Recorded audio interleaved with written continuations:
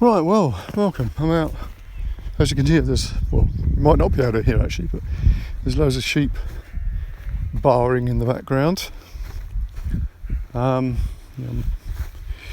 doing a little stretch of this walk from Westfield. Well, sort of in the direction of Rye, but I'm now sort of heading back. So yeah, still very much ground that I could sort of reflect on as being ground of my forebears.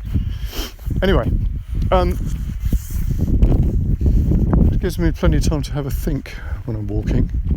I've just done an interview with Jez Hughes, which will probably be, well, it is actually out now. I've just put it up. Jez wrote a book called The Wisdom of Mental Illness, and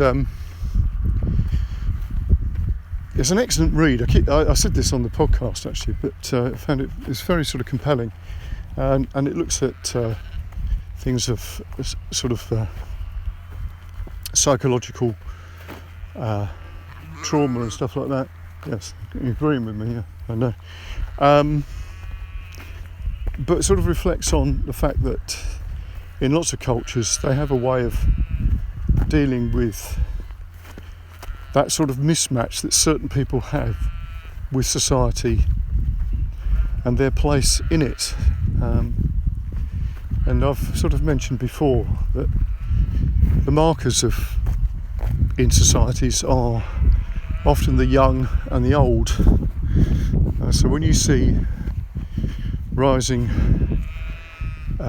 rates of mental illness in sort of teenagers and the elderly, you need to sort of look at what's going on within society, as that's going to be slightly problematic. Okay, so one of the things that came out was that Jez does a lot of work out with sort of, if you like, ongoing training in a tradition of shamanism with the Huichol people in Mexico, and he was saying that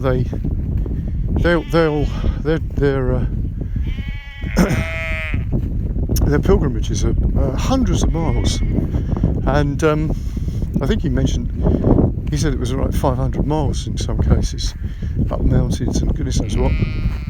And they're subsistence farmers, and basically whatever they have left over they give away, sort of ritualistically, which is, he said, from a Western point of view, it's very, very difficult to get your head around it. And we sort of, made me think that we tend to pay for things later, such as, the damage, ecological damage and stuff, we pay for later when we've realised that we've done something catastrophic, whereas these people are obviously making their payments early, in order to benefit the rains that they need, and and just generally for their survival and subsistence. So the point here is, while I'm walking this part of the land, it started making me think about how families can end up just really being doing the same thing, more or less, generation upon generation.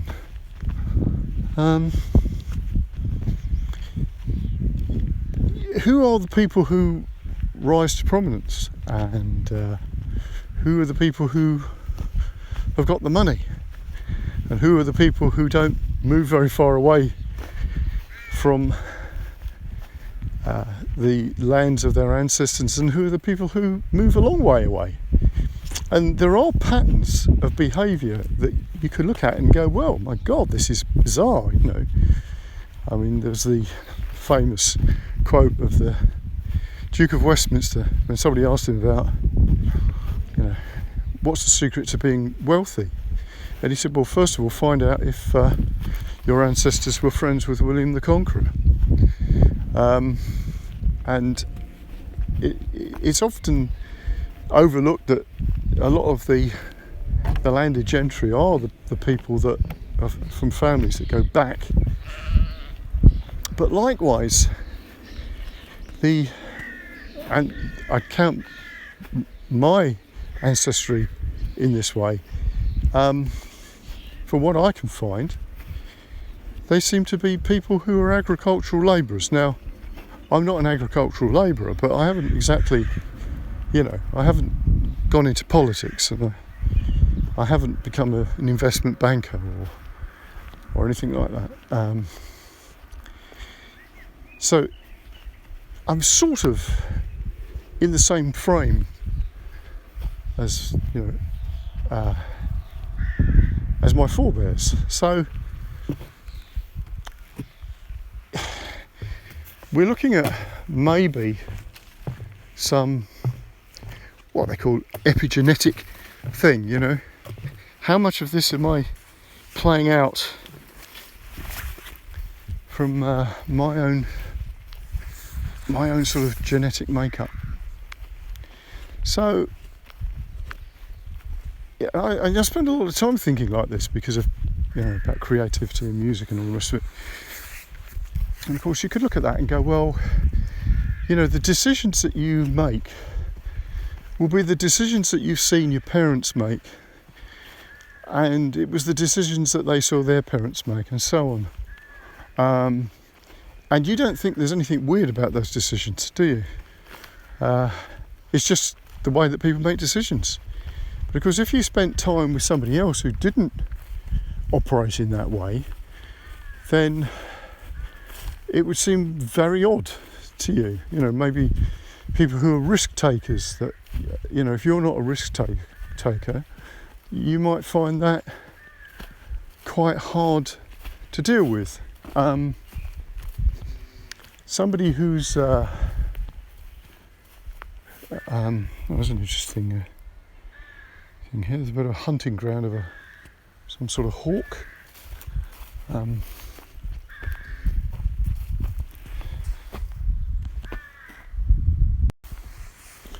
Yes, I always find that interesting when you find sort of kills. There's a headless blackbird. So very, very nice. So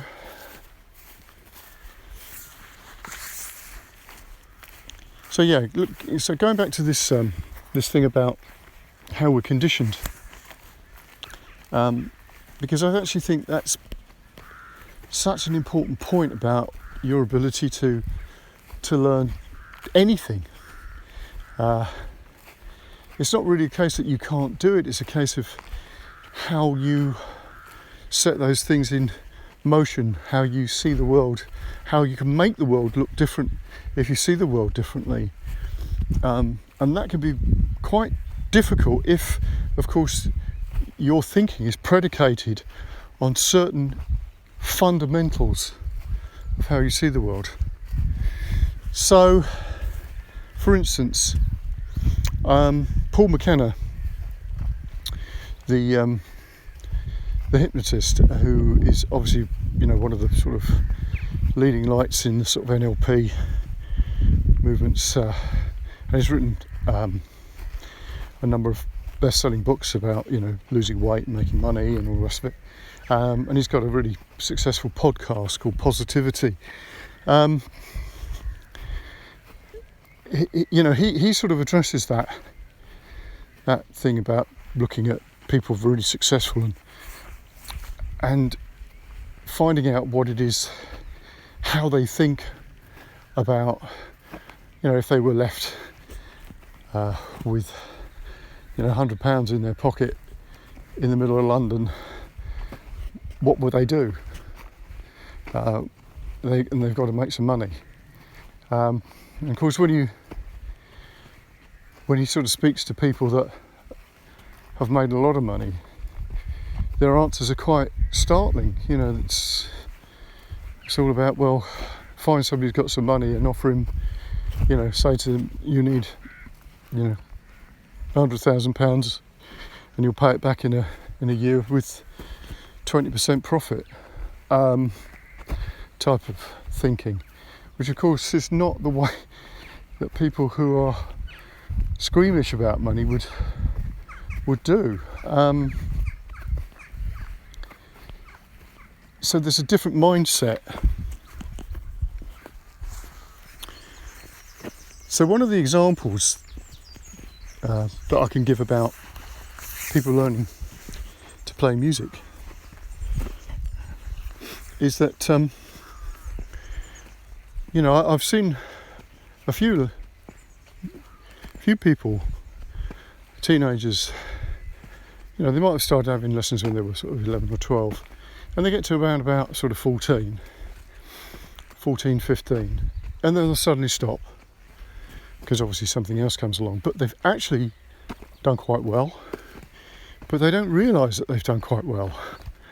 And it's incredibly frustrating. And it's not just them, it's their parents. It's their parents' attitude. Well, you know, little Johnny's done that, we're really pleased with what he's done, and he's going to stop. And I said to him, well, it's a shame really, because he's now at a point where things could really become good for him. He doesn't have to become a professional player or anything like that. It's just like the benefits that music would offer them, and they just can't see it. Oh, he's got his exams coming up, blah blah blah. It's like, well, yeah, and you know, you need a life, even if it's just the music's something where you're going to bash a few chords and unwind, do something creative, which is a counterpoint to just sitting there doing mindless revision, which obviously a lot of it is mindless revision. So, as I say, I think that is something which is not in the mindset of a creative person. They wouldn't think like that. They don't think like that. Because there's a value in creating that's got nothing to do with measuring anything. This is just a case of doing something that creates a better environment for thinking. And that's something that I think is getting worse in society, because it's so, things are being sort of measured and quantified so much, which is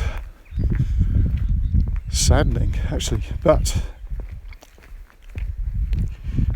it doesn't really matter how much scientific research is done in this, because, you know, it's like everything, isn't it?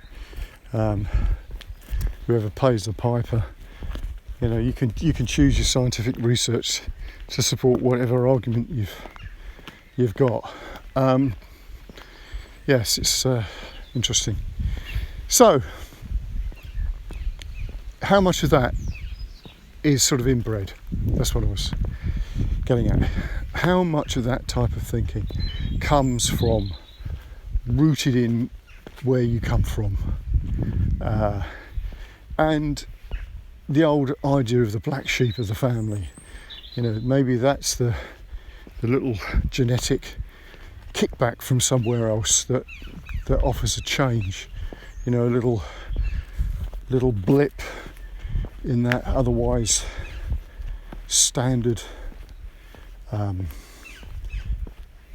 genetic or epigenetic coding, if you wish.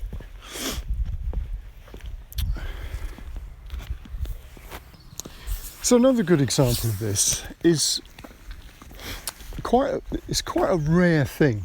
I've seen it 3-4 times in my entire life of teaching, so that's a good 45, actually more than that, years.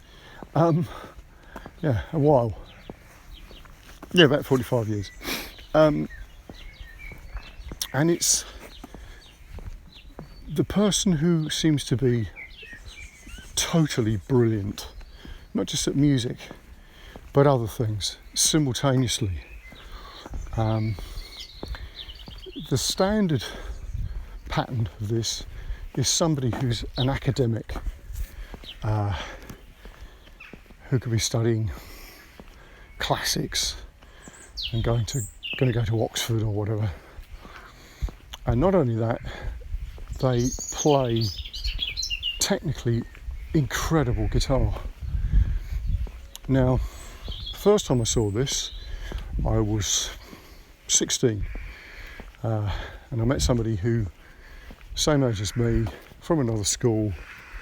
He was actually studying Latin and Greek, and he was at a grammar school, and he was the most incredible guitar player I'd witnessed close up at that point. And then this guy Nick went off to uni, and we just assumed he was going to be the next thing, because he was unbelievable. Never heard anything about him again, which was astonishing, really.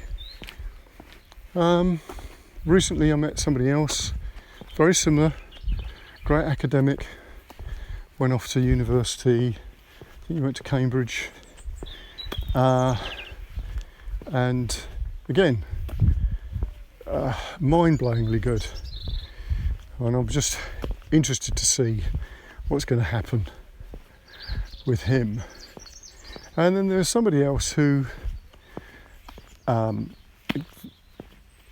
real top guitar player, but probably has never reached the possible, the type of level of notoriety that he should have done, because probably one of the best guitar players about. And they're all got some sort of compulsive aspect to their way of looking at the world.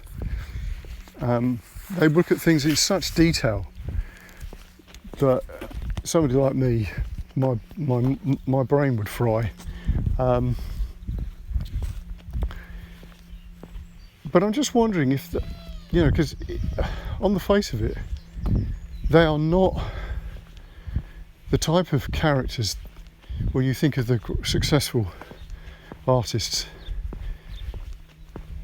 It's not that character that makes it.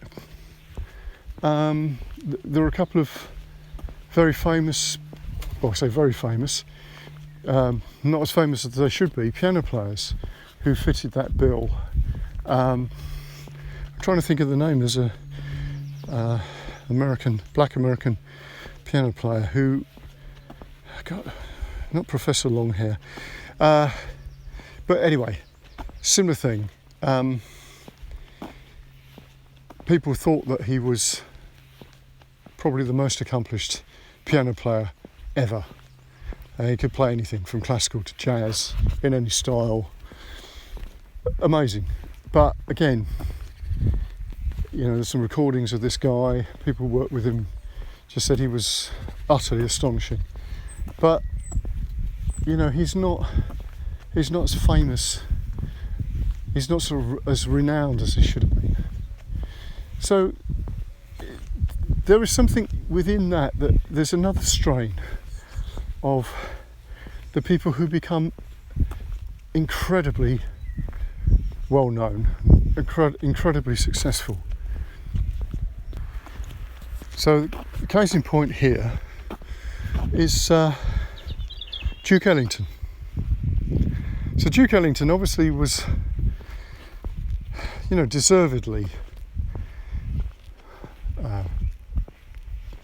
deservedly well known. But of course, without Billy Strayhorn, Ellington would never have been as successful. Because Billy Strayhorn seemed to be the genius that was sitting in that sort of group of people. And of course a lot of Strayhorn stuff was attributed originally to Duke Ellington. Now, I don't think that's uncommon. I think that goes with the territory of successful people, that sometimes it's not quite as straightforward as it just being them. There's a team, and sometimes the rest of the team don't get the recognition. So yes, Thomas Edison. Edison had a team of people working for him, doing the discoveries. And if I'm right, Rubens, the artist, had a school of people working for him. And so we tend to always think of, well, history's predicated on this up till recently anyway, which is the stories of great men. Which of course, amidst the fact that there were women, and in many cases there were whole armies, whole institutions to make that possible for them to do whatever it was they achieved. Another complicated gate to get through here.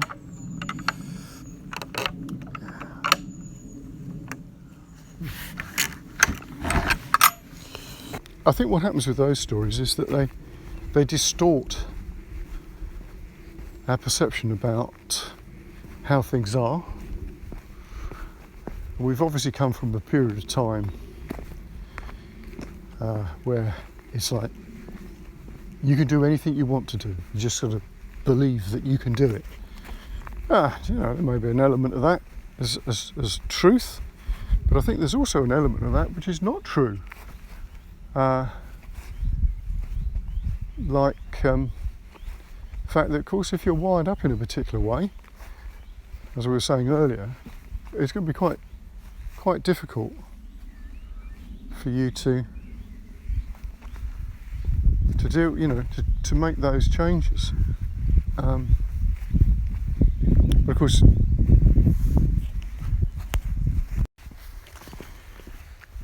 so I think walking through nature, you obviously see that things are specific to their location as well. So you get certain types of plants, trees and stuff like that grow maybe on a hillside that are different in stature to the ones that grow in a valley, because they are shaped by the environment that they're in. And I think that brings me back to my original observation about myself, my family, and observations about people who are successful, have a particular way of looking at the world, which again may be exactly the same as their parents. Obviously we don't know that without asking, but that these things, once you see that and are aware of that, and you can see that within the process of being creative, because ultimately everything is about being creative.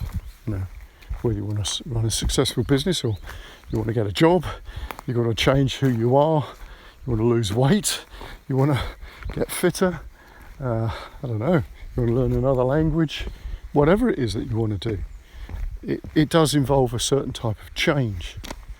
And that's something we can do as humans, but we still have to understand the parameters that we're in, and that we're like any other animal, that we've got certain things that we may be bred in such a way to be good at, and other things that maybe we're not quite so accomplished at. But we need to create the situation that we can succeed with. So on that note, got a lot of interesting interviews coming up, quite a mix of people lined up. So yeah, wish you all the very best until next time. See you then.